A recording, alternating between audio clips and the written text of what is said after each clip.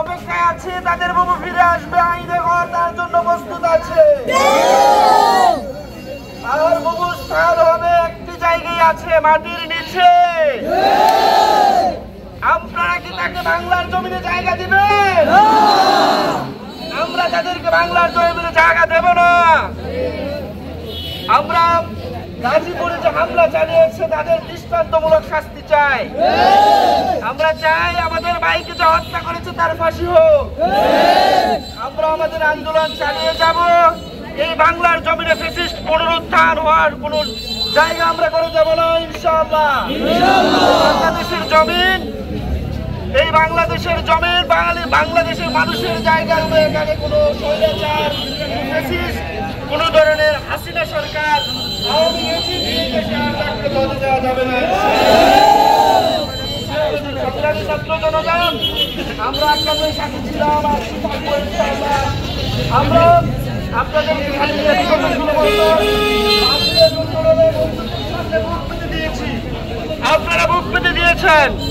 আবারও যদি এরকম তারা আবার আমাদের সামনে আসতে চায়, আমরা আমাদের বুক পেতে দেবো এই বাংলাদেশের স্বাধীনতার জন্য।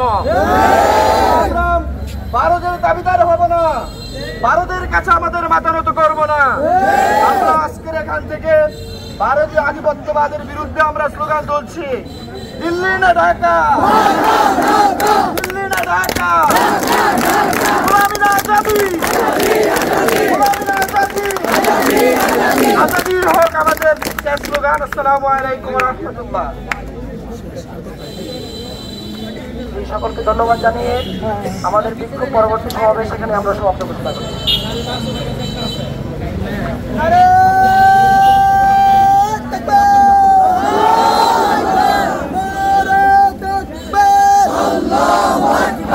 ইনকিলাব ইনকিলাব জিন্দাবাদ জিন্দাবাদ।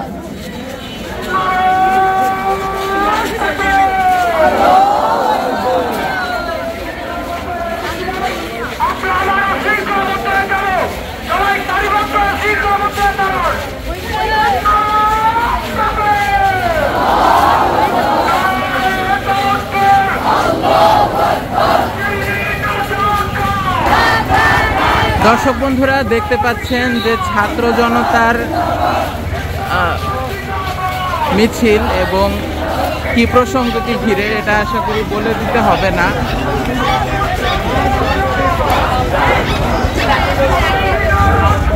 বৈষম্য বিরোধী ছাত্র আন্দোলনের গাজীপুরে যে ঘটনা ঘটেছে, ছাত্রদের উপরে বৈষম্য বিরোধী ছাত্র আন্দোলনে ছাত্রদের উপরে যে ন্যাক্কারজনক ঘটনা ঘটেছে, এতদিন পরেও আঘাত নেমে এসেছে। বাংলাদেশের পরিস্থিতি বর্তমানে স্বৈরাচারের কোনো জায়গা নাই বাংলাদেশের মাটিতে, এটি বলছে ছাত্র জনতা। আমরা এখন বর্তমানে আছি নরসিংদী জেলা, বাংলাদেশ নরসিংদী জেলা উপজেলা মোড় প্রেস ক্লাবের সামনে থেকে ছিলাম এবং সেখান থেকে কিন্তু এই মিছিলটি যাচ্ছে শহরের প্রধান সড়ক ধরে, যা কলেজ রোড নামে পরিচিত।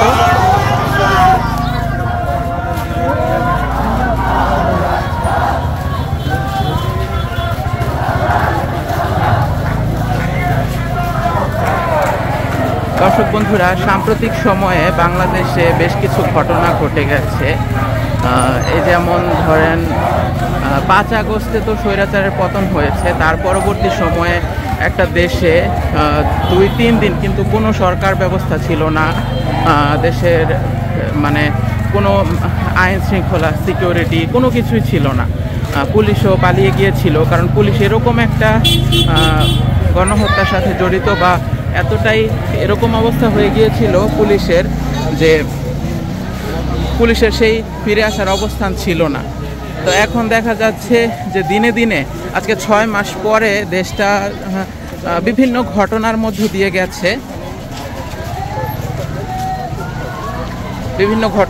দিয়ে গেছে, একের পর এক ভারতের পক্ষ থেকে কোনো বন্ধুসুলভ আচরণ পাওয়া যায় নাই। তারা সব সময় এটাকে বাংলাদেশে যেই গণ অভ্যুত্থান এটাকে বিতর্কিত করার চেষ্টা করেছে। তারা মানে কখনোই সাপোর্ট দেয়নি। আর এখন দেখা যাচ্ছে যে বিভিন্ন ইস্যু বা ঘটনায় এমন একটা দিন আজকে কিন্তু ইতোমধ্যে আয়নাঘরের ছবি প্রকাশ পেয়েছে।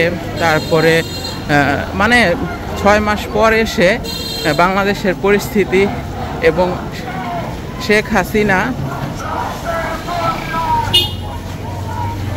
কিভাবে লাইভে এসে উস্কানিমূলক বক্তব্য দেয় এবং তাদের আওয়ামী লীগের আবার মানে দলের পুনরুত্থান বা মানে তাদের গলার সুরে ন্যূনতম পরিমাণ যেই মানে লজ্জা বা ক্ষমার দৃষ্টি কোনো কিছুই তাদের সেভাবে ছিল না। তো এই একটা অবস্থার মধ্য দিয়ে বাংলাদেশে এরকম।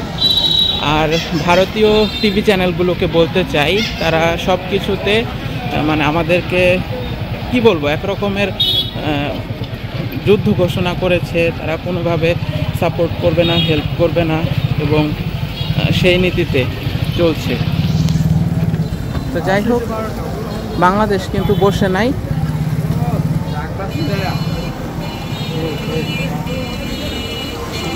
বাংলাদেশ কিন্তু বসে নাই। অন্তর্বর্তীকালীন সরকারের পক্ষ থেকেও দেখা গেছে যে বাংলাদেশ কিন্তু শক্ত শক্ত সিদ্ধান্ত নিয়েছে, কোথাও কোনো রকমের কোনো আপোষ করে নাই। সেটা সীমান্ত রক্ষা থেকে শুরু করে মানে এতদিন যেই সীমান্তের নতজানু নীতি ছিল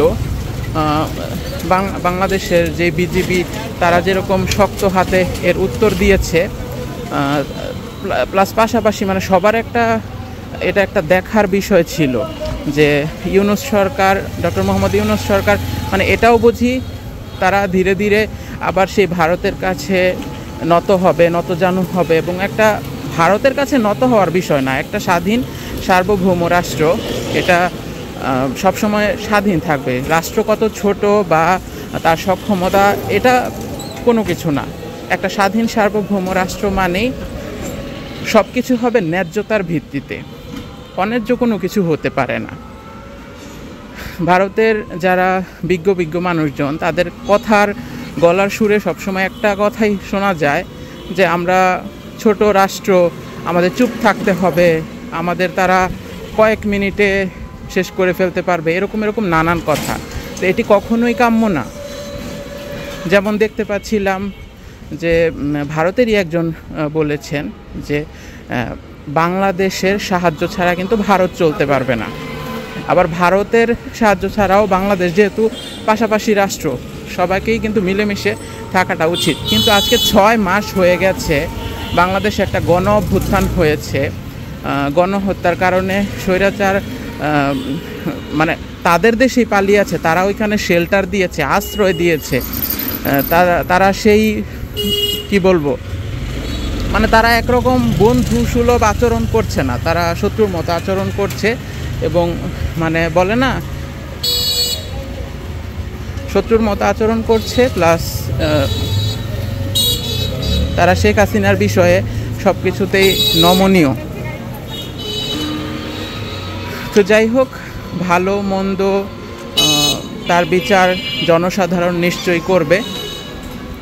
কিন্তু এই যে উস্কানিমূলক বক্তব্য লাইভে এসে আওয়ামী লীগের যে বিভিন্ন কথাবার্তা তারা এতদিন প্রথম থেকে করত, মানে নিজেরাই ফোন আলাপ করে তারপরে ফোন আলাপ ফাঁস করত। মানে রাজনীতিতে কখনোই তারা একদম নিভে যেতে চায়নি, তারা সবসময়ই মানে রাজনৈতিক আলোচনায় থাকতে চেয়েছে এবং এভাবেই তাদের আওয়ামী লীগের রাজনীতি বাঁচিয়ে রেখেছে। আর তারপরে তো লাইভে এসে বা আস্তে ধীরে মানে এক কথায় কখনোই দমে যাবে না, আস্তে আস্তে আবার আওয়ামী লীগ মানে উঠে দাঁড়াবে, এরকম একটা স্বপ্ন। আহা, মানে কি বলবো।